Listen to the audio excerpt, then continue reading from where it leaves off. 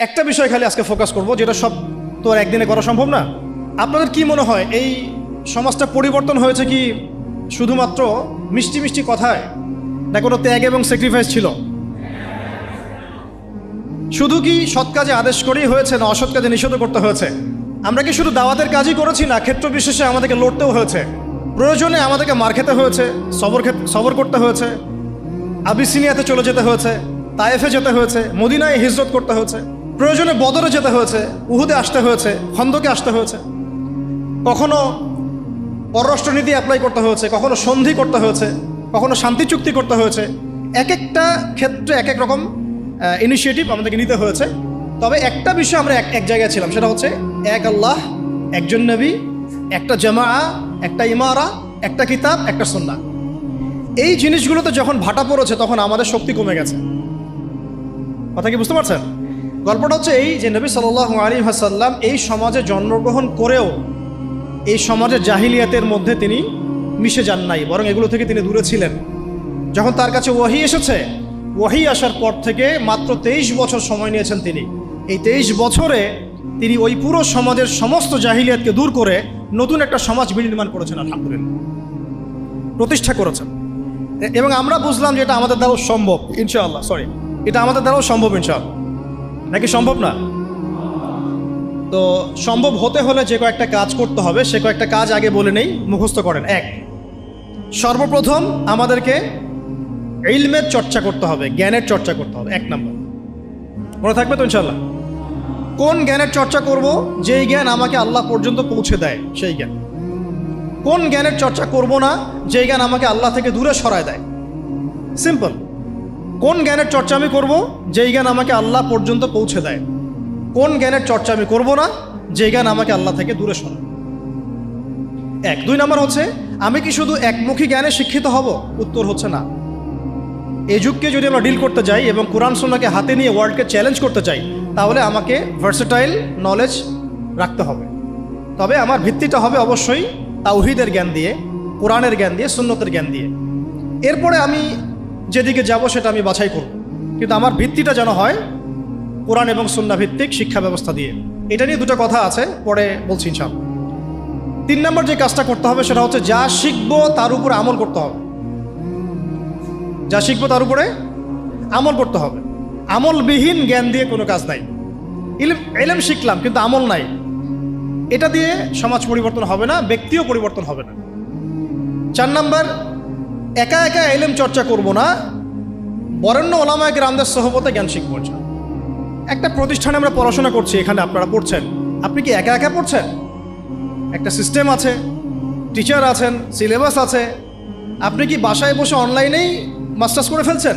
না, প্রতিষ্ঠানে আসছেন, টিচারের সামনে বসছেন, ক্লাস করছেন, অ্যাসাইনমেন্ট জমা দিচ্ছেন, কোচিং করছেন, প্রয়োজনে মেসে থাকছেন, প্রয়োজনে বাড়িঘর বিক্রি করে দিয়ে ফর্ম ফিল আপ করছেন। আপনার তো স্যাক্রিফাইস আছে, তাই না? আপনারও তো অনেক অবদান আছে। এমনি এমনি তো আপনি সার্টিফাইড হচ্ছেন না, ডিগ্রি অর্জন করছেন না। ঠিক সেম, যদি আপনি দিনের জ্ঞান অর্জন করতে চান তাহলে ওলামায়ে কেরামদের কাছে আপনাকে আসতে হবে। আরবিতে একটা প্রবাদ আছে খুব সুন্দর, যে জ্ঞানের কাছে আসতে হয়, জ্ঞান কারো কাছে যায় না। জ্ঞানের কাছে আসতে হয়, জ্ঞান কারো কাছে যায় না। জ্ঞানের একটা গায়রত আছে, জ্ঞান সহজে কাউকে ধরা দেয় না। যদি আপনি আপনার সমস্ত কিছু জ্ঞান অর্জনের জন্য ব্যয় করেন, তাহলে জ্ঞান আপনাকে তার সামান্য কিছু দিবে, সব দিবে না, সামান্য কিছু দিবে। ইলমের গায়রতটা এরকম। তো এটা করা, তাহলে ওলামায়ে কেরামদের সাথে সোহবতে থাকা, পরামর্শ ভিত্তিক চলা, একা একা না চলা। একা একা চললে দেখা যাবে নেক্সট শুরুতে ধোকা খাবেন আপনি। কেউ যদি একা একা ডক্টর হয়, চেম্বার খুলে বসে, আপনি কি রুগী দেখাবেন? অনেস্টলি বলেন। ওই যে এক ভাই, ধরেন আমাদের এক ভাই, নাম এক্স আব্দুল্লাহ, তো সে বলছে আমি কোনো ইউনিভার্সিটিতে পড়ি নাই, কিন্তু আমি ডক্টর হয়েছি। তা আমি শুধু ডক্টরই হই না, আমি হার্টের স্পেশালিস্ট, নিউরো মেডিসিন স্পেশালিস্ট। আমি অত বড় সাবজেক্ট বাদ দেন, নর্মালি এমবিবিএস। আমরা কি তাকে আসলে বিশ্বাস করব? তার কাছে কি আমরা যাব চিকিৎসা করাতে? আপনি কি অন্য কাউকে সাজেস্ট করবেন তুমি যাও? আমি যাচ্ছি না, তুমি যাও, আপনি কি এটা বলবেন? তাহলে ইলমের ক্ষেত্রে আমরা এমন কেন হলাম? দিনই ইলম অর্জন করতে হলে আমাকে সেই একটা ক্রাইটেরিয়া মেনটেন করে আমাকে আসতে হবে।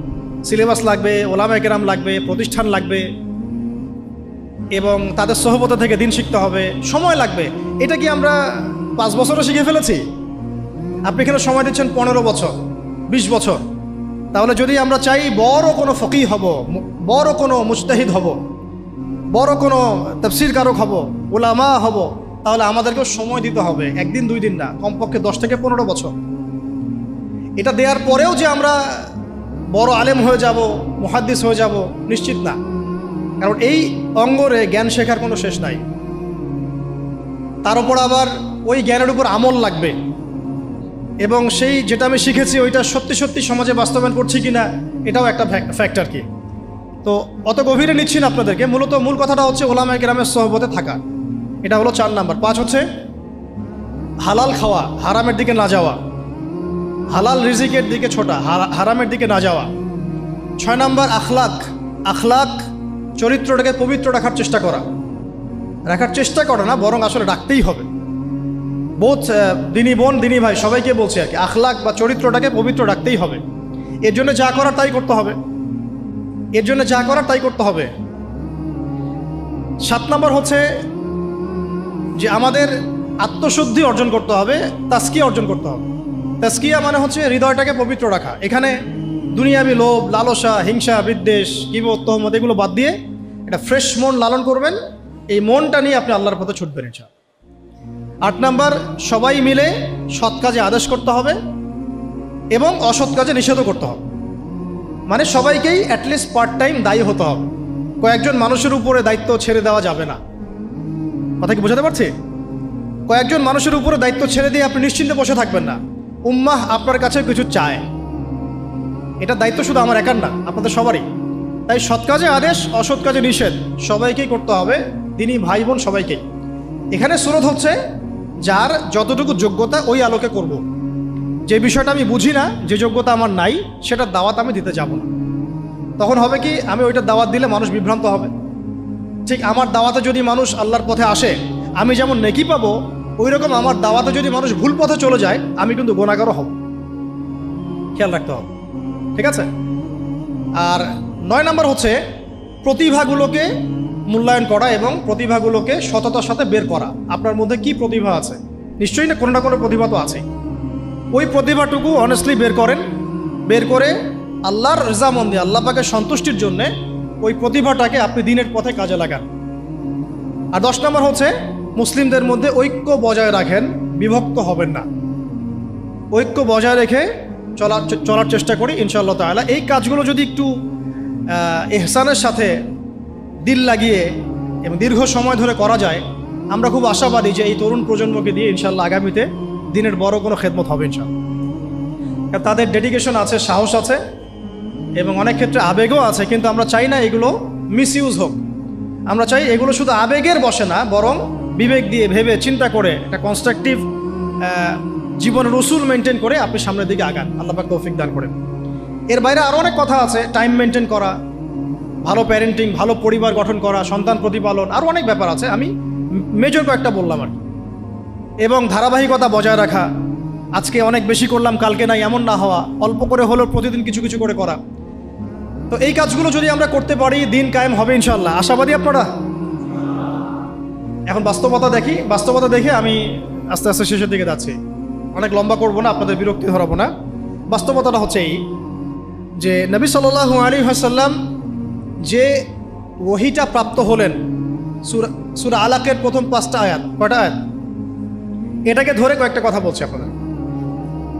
এই যে 23 বছরের কথা আমি বললাম, যে 23 বছরে সমাজটা পরিবর্তন হয়ে গেছে। এমন সমাজ যে সমাজে এই জাহিলিয়াতগুলো ছিল, কিসের ভিত্তিতে হয়েছে? জাদু দিয়ে, মানুষকে পিটিয়ে, রিমান্ডে নিয়ে, টর্চার করে, মানুষকে উঠিয়ে আয়না ঘরে নিয়ে পরিবর্তন করা হয়েছে। কোনটা বলেন? মানুষকে দাওয়াত দেওয়া হয়েছে, আল্লাহর দিকে নিয়ে আসা হয়েছে, বুঝানো হয়েছে, মানুষ বুঝে নাই, মানুষ গালিগালাজ করেছে, মেরেছে, সবর করা হয়েছে, প্রয়োজনে দেশ থেকে চলে যাওয়া হয়েছে, তাই না? হিজরত করা হয়েছে। পরে যখন তারা বেশি এগ্রেসিভ হয়ে গেল, তখন আমাদেরকে বদরে আসতে হলো। বদরে তো আমরা প্রথমে যাই নাই, তাই না? রাষ্ট্র যখন কায়েম করেছি তারপরে গিয়েছি। রাষ্ট্র কায়েম করার আগে তো আমরা বদরে যাই নাই।